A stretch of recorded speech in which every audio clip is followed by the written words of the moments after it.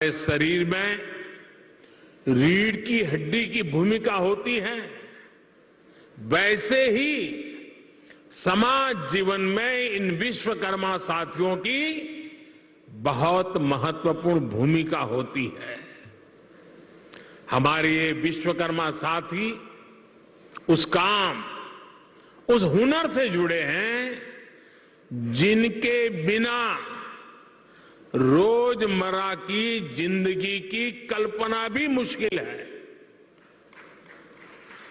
आप देखिए, हमारी कृषि व्यवस्था में लोहार के बिना कुछ क्या संभव है? नहीं है। गांव देहात में जूते बनाने वाले हो, बाल काटने वाले हो, कपड़े सिलने वाले दर्जी हो, इनकी अहमियत कभी खत्म नहीं हो सकती। फ्रिज के दौर में भी लोग आज मटके और सुराही का पानी पीना पसंद करते हैं।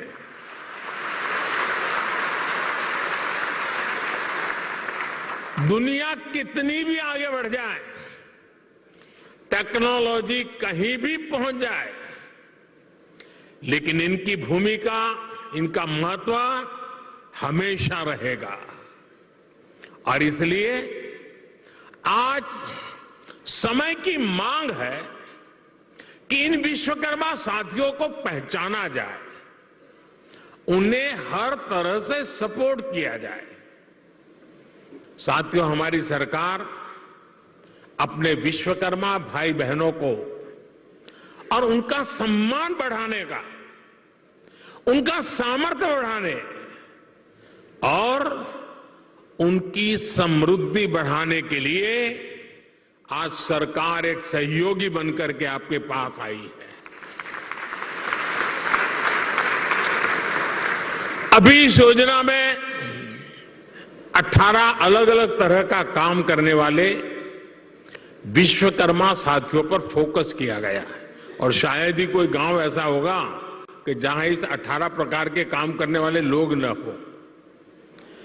इनमें लकड़ी का काम करने वाले कारपेंटर, लकड़ी के खिलौने बनाने वाले कारीगर, लोहे का काम करने वाले लोहार, सोने के आभूषण बनाने वाले सुनार, मिट्टी का काम करने वाले कुम्हार, मूर्तियां बनाने वाले मूर्तिकार, जूते बनाने वाले भाई, राजमिस्त्री का काम करने वाले लोग, हेयर कटिंग करने वाले लोग, कपड़े धुलने वाले लोग, कपड़े सिलने वाले लोग, माला बनाने वाले, फिशिंग नेट बनाने वाले, नाव बनाने वाले, ऐसे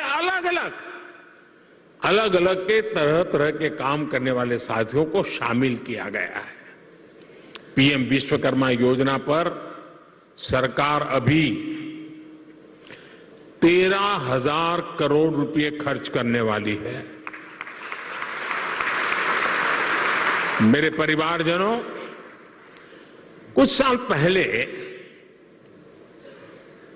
करीब 30-35 साल हो गए होंगे, मैं एक बार यूरोप में ब्रसेल्स गया था। तो वहां कुछ समय था, तो मुझे वहां के जो मेरे होस्ट थे, वो एक ज्वेलरी का एग्जीबिशन था, वो देखने के लिए ले गए। तो मैं जिज्ञासा से जरा पूछ रहा था उनको कि भाई यहाँ ये चीजों का मार्केट कैसा होता है, क्या होता है।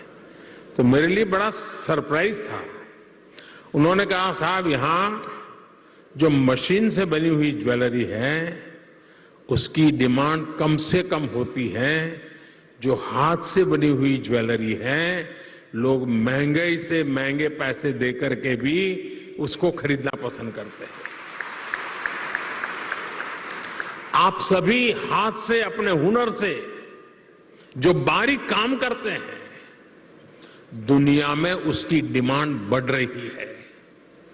आजकल हम देखते हैं कि बड़ी बड़ी कंपनियां भी अपने प्रोडक्ट बनाने के लिए अपना काम दूसरी छोटी छोटी कंपनियों को देती है।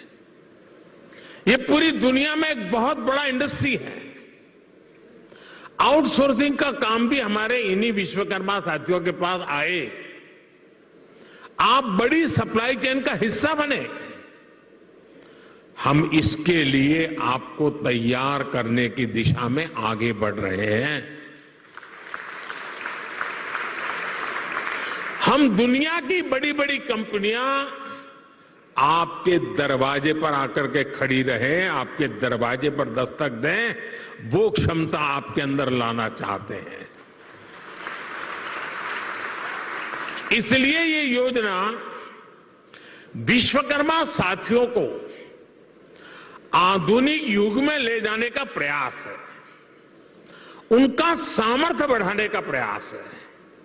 साथियों, बदलते हुए इस समय में हमारे विश्वकर्मा भाई बहनों के लिए ट्रेनिंग, टेक्नोलॉजी और टूल्स बहुत ही आवश्यक है। विश्वकर्मा योजना के जरिए आप सब साथियों को सरकार के द्वारा ट्रेनिंग देने पर बहुत जोर दिया गया है। ट्रेनिंग के दौरान भी, क्योंकि आप रोजमर्रा की मेहनत करके कमाने खाने वाले लोग हैं, इसलिए ट्रेनिंग दरमियान भी आपको हर रोज 500 रुपया भत्ता सरकार की तरफ से दिया जाएगा।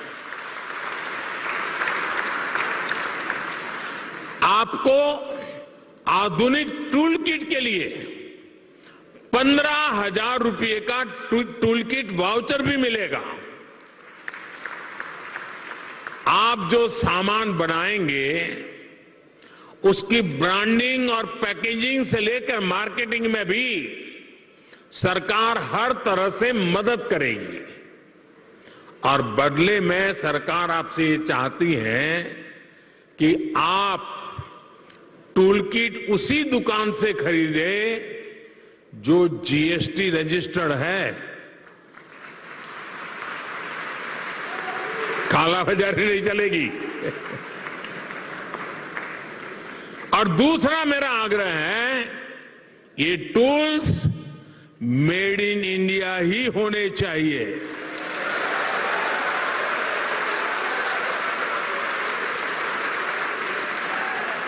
मेरे परिवारजनों, अगर आप अपना कारोबार बढ़ाना चाहते हैं तो शुरुआती पूंजी की दिक्कत ना आए, इसका भी ध्यान सरकार ने रखा है। इस योजना के तहत विश्वकर्मा साथियों को बिना गारंटी मांगे, जब सब बैंक आपसे गारंटी नहीं मांगती है तो आपकी गारंटी मोदी देता है।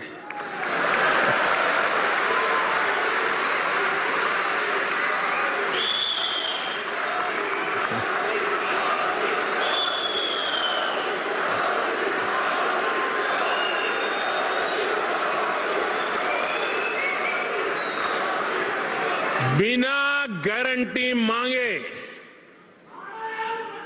3 लाख रुपए तक का कर्ज मिलेगा, आपको ऋण मिलेगा। और यह भी सुनिश्चित किया गया है कि इस ऋण का ब्याज बहुत ही कम रहे। सरकार ने प्रावधान ये किया है कि पहली बार में अगर आपने की ट्रेनिंग हो गई, आपने नए टूल ले लिए, तो पहली बार आपको 1 लाख रुपए तक का ऋण मिलेगा। और जब आप ये चुका देंगे, ताकि पता चलेगा कि काम हो रहा है, तो फिर आपको 2 लाख रुपया का ऋण और उपलब्ध होगा। मेरे परिवारजनों, आज देश में वो सरकार है जो वंचितों को वरीयता देती है। ये हमारी सरकार ही है जो वन डिस्ट्रिक्ट वन प्रोडक्ट योजना के जरिए हर जिले के विशेष उत्पादों को बढ़ावा दे रही है। हमारी सरकार ने ही पहली बार रेहड़ी, पटरी, ठेले वालों को पीएम स्वनिधि के तहत मदद की है, बैंक के दरवाजे उनके लिए खोल दिए हैं। ये हमारी सरकार है जिसने आजादी के बाद पहली बार बंजारा और गुमंत जनजातियों की परवाह की है। ये हमारी ही सरकार है जिसने आजादी के बाद पहली बार दिव्यांग जनों के लिए हर स्थान पर विशेष सुविधाएं विकसित की है। जिसे कोई नहीं पूछता उसके लिए गरीब का ये बेटा मोदी उसका सेवक बनकर आया है। सबको सम्मान का जीवन देना, सभी तक सुविधा पहुंचाना, ये मोदी की गारंटी है।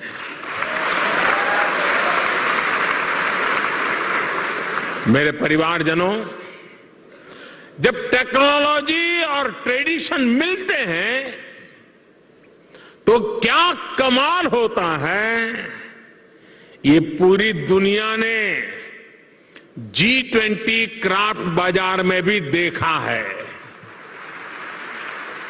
G20 में हिस्सा लेने के लिए जो विदेशी मेहमान आए थे, उनको भी गिफ्ट में हमने विश्वकर्मा साथियों के बनाए सामान ही भेंट में दिए। लोकल के लिए वोकल का ये समर्पण हम सभी का, पूरे देश का दायित्व है। क्यों इसमें ठंडे पड़ गए? ना मैं करूं तो खुद ताली बजाते हो, आपको करने की बात आए तो उठ जाते हो।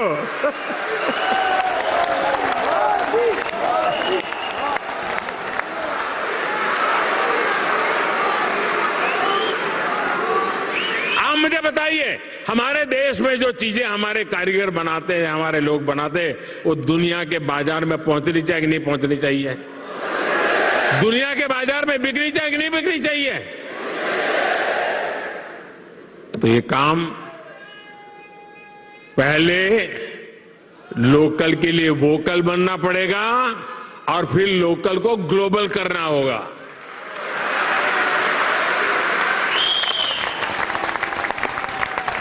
साथियों, अब गणेश चतुर्थी, धनतेरस, दीपावली सहित अनेक त्योहार आने वाले हैं। मैं सभी देशवासियों से लोकल खरीदने का आग्रह करूंगा।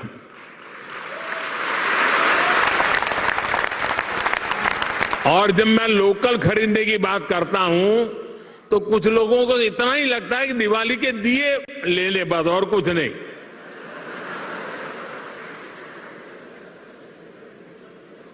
हर छोटी मोटी चीज, कोई भी बड़ा सामान खरीदे जिसमें हमारे विश्वकर्मा साथियों की छाप हो, भारत की मिट्टी और पसीने की महक हो।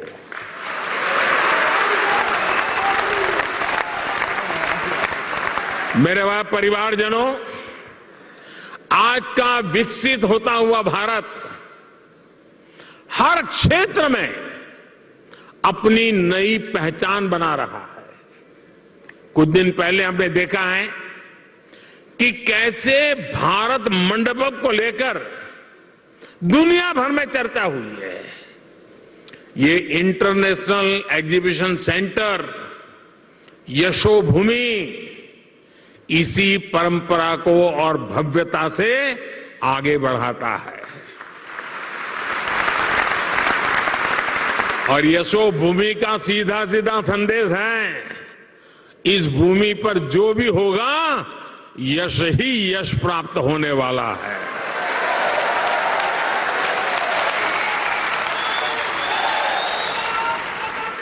ये भविष्य के भारत को शोकेस करने का एक शानदार सेंटर बनेगा। साथियों, भारत के बड़े आर्थिक सामर्थ्य, बड़ी व्यापारिक शक्ति को शोकेस करने के लिए भारत की राजधानी में जैसा सेंटर होना चाहिए, ये वो सेंटर है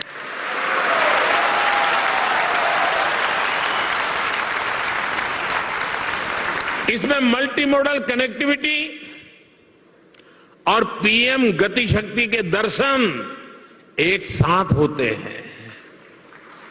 अब देखिए, ये एयरपोर्ट के पास में है, इसको एयरपोर्ट से कनेक्ट करने के लिए मेट्रो की सुविधा दी गई है। आज यहां मेट्रो स्टेशन का भी उद्घाटन हुआ है। ये मेट्रो स्टेशन सीधा इस कॉम्प्लेक्स से जुड़ा हुआ है। इस मेट्रो सुविधा के चलते दिल्ली के अलग अलग हिस्सों से लोग का समय बहुत आसानी से कम समय में ये यहां पहुंच पाएंगे। यहां जो लोग आएंगे उनके लिए ठहरने का, मनोरंजन का, शॉपिंग का, टूरिज्म का पूरा इंतजाम यही इस पूरे इकोसिस्टम में बनाया हुआ है, पूरी व्यवस्था में बना हुआ है। मेरे परिवारजनों, बदलते हुए समय के साथ विकास के, रोजगार के नए नए सेक्टर्स भी बनते हैं। आज से 50-60 साल पहले कोई इतनी बड़ी आईटी इंडस्ट्री के बारे में सोच भी नहीं सकता था। आज से 30-35 साल पहले सोशल मीडिया भी एक कल्पना भरी था। अब दुनिया में एक और बड़ा सेक्टर बन रहा है जिसमें भारत के लिए असीम संभावनाएं हैं। ये सेक्टर है कॉन्फ्रेंस टूरिज्म। कॉन्फ्रेंस टूरिज्म का पूरी दुनिया में conference tourism industry 25 lakh crore से भी ज्यादा है। हर साल दुनिया में 32,000 से भी ज्यादा बड़ी एग्जीबिशन लगती है, एक्सपो होते हैं। आप कल्पना कर सकते हैं, जिस देश की आबादी 2-5 करोड़ होगी, लोग वहां भी कर देते हैं। यहां तो 140 करोड़ की आबादी है। जो आएगा वो मालामाल हो जाएगा। बहुत बड़ा मार्केट है। कॉन्फ्रेंस टूरिज्म के लिए आने वाले लोग एक सामान्य टूरिस्ट की अपेक्षा कई गुना ज्यादा पैसा खर्च करते हैं। इतनी बड़ी इंडस्ट्री में भारत की हिस्सेदारी सिर्फ 1% है, सिर्फ 1%। भारत की ही अनेकों बड़ी कंपनियां हर साल अपने इवेंट्स बाहर करने के लिए मजबूर हो जाती है। आप कल्पना कर सकते हैं कि देश और दुनिया का इतना बड़ा मार्केट हमारे सामने है। अब आज का नया भारत खुद को कॉन्फ्रेंस टूरिज्म के लिए भी तैयार कर रहा है। और साथियों, आप सब जानते हैं, एडवेंचर टूरिज्म वही होगा जहां एडवेंचर के साधन संसाधन हो। मेडिकल टूरिज्म वही होगा जहां आधुनिक चिकित्सा सुविधाएं हो।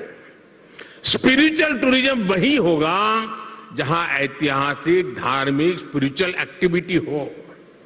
हेरिटेज टूरिज्म भी वही होगा जहां हिस्ट्री और हेरिटेज का बाहुल्य हो। इसी तरह कॉन्फ्रेंस टूरिज्म भी वही होगा जहां इवेंट्स के लिए, मीटिंग्स के लिए, एग्जीबिशन के लिए जरूरी साधन संसाधन हो। इसलिए भारत मंडपम और यशोभूमि ये ऐसे सेंटर हैं, वो अब दिल्ली को कॉन्फ्रेंस टूरिज्म का सबसे बड़ा हब बनाने जा रहे हैं। अकेले यशोभूमि सेंटर से ही लाखों युवाओं को रोजगार मिलने की संभावना है। यशोभूमि भविष्य में एक ऐसा स्थान बनेगा जहां दुनिया भर के देशों से लोग इंटरनेशनल कॉन्फ्रेंस, मीटिंग्स, एग्जीबिशंस, इन सब के लिए क्यों लगने वाली है। आज मैं दुनिया भर के देशों में एग्जीबिशन और इवेंट्स इंडस्ट्री से जुड़े लोगों को हिंदुस्तान में, दिल्ली में, यशोभूमि में विशेष रूप से आमंत्रित करता हूं।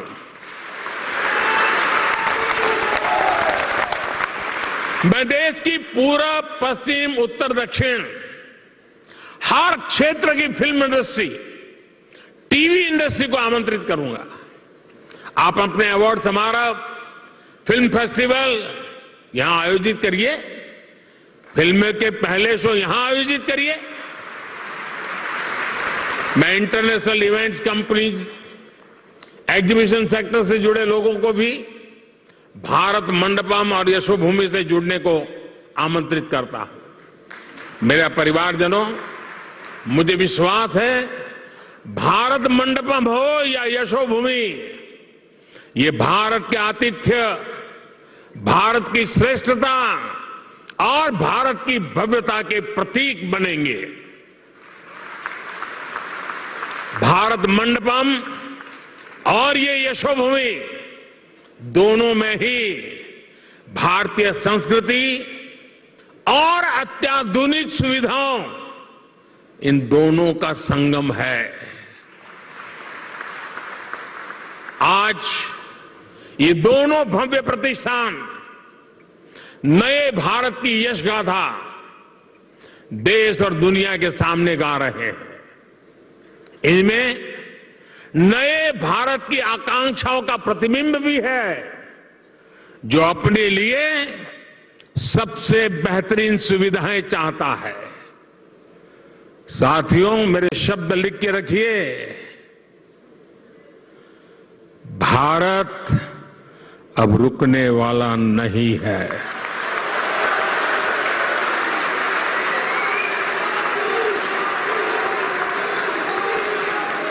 हमें चलते रहना है, नए लक्ष्य बनाते रहना है और उन नए लक्ष्यों को पाकर के ही चैन से बैठना है। और ये हम सभी के परिश्रम और परिश्रम की पराकाष्ठा देश को 2047 में दुनिया के सामने डंके की चोट पर विकसित भारत के रूप में खड़ा कर देंगे। ये संकल्प लेकर के चलता है। ये समय हम सभी के लिए जुट जाने का समय है।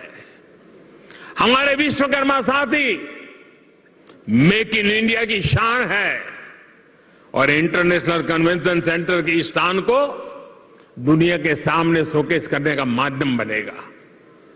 एक बार फिर सभी विश्वकर्मा साथियों को ये बहुत बड़ी आशावादी योजना के लिए मैं बहुत बहुत बधाई देता हूं। ये नया सेंटर यशोभूमि भारत के यश का प्रतीक बने, दिल्ली की शान को और बढ़ाए। इसी मंगल कामना के साथ आप सभी को बहुत बहुत शुभकामनाएं, बहुत बहुत धन्यवाद। नमस्कार।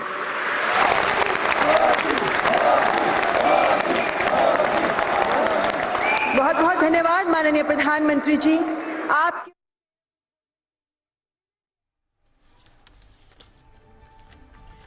વડાપ્રધાન નરેન્દ્ર મોદીના જન્મદિવસ નિમિત્તે આજે વિશ્વકર્મા યોજનાને લોન્ચ કરવામાં આવ્યું છે અને યશોભૂમિનું પણ આજે લોકાર્પણ કરવામાં આવ્યું છે। લોનનો વ્યાજ ઓછો કરી અને વ્યક્તિઓને મહત્વનું કહી શકાય કે પ્રશિક્ષણમાં સરકાર તરફથી 500 રૂપિયા સુધી આપવામાં આવશે। કારોબારી વધારવા માટે પૈસા માટે તકલીફ ન પડે તેની તકેદારી પણ સરકાર હવે પોતાના માથે લઈ રહી છે। પ્રશિક્ષણ મેળવવા માટે 1 લાખ રૂપિયા સુધીની લોન પણ હવે સરકાર આપશે। ત્યારે અમારી સરકાર ગરીબોને વરીયતા આપે છે તેવું નરેન્દ્ર મોદી દ્વારા કહેવામાં પણ આવ્યું છે। વિશ્વકર્મા યોજના પર સરકાર 13,000 કરોડ રૂપિયાનું ખર્ચ કરવાની છે। यशोभूमिથી લાખો લોકોને હવે રોજગારી પણ મળશે। દિવ્યાંગો માટે વિશેષ સુવિધાઓ પણ વિકસિત કરી રહી છે આ પીએમ મોદી જણાવી રહ્યા છે। ત્યારે આજે વડાપ્રધાન નરેન્દ્ર મોદીનો જન્મદિવસ છે, જે નિમિત્તે આજે યશોભૂમિનું લોકાર્પણ કરવામાં આવ્યું હતું। ત્યારે પીએમ મોદીએ વિશ્વકર્મા યોજનાને પણ આજે લોન્ચ કરી છે। 18 પ્રકારના કારીગરોને 3 લાખ રૂપિયાથી પણ વધારાની લોન આપવામાં આવશે। ત્યારે યોજના હેઠળ લાભાર્થીઓને રૂપિયા 15,000 ટૂલ કિટ પણ આપવામાં આવશે। 5% વ્યાજના રાહત દરે 1 થી 2 લાખ રૂપિયાની લોન પણ આપવામાં આવશે।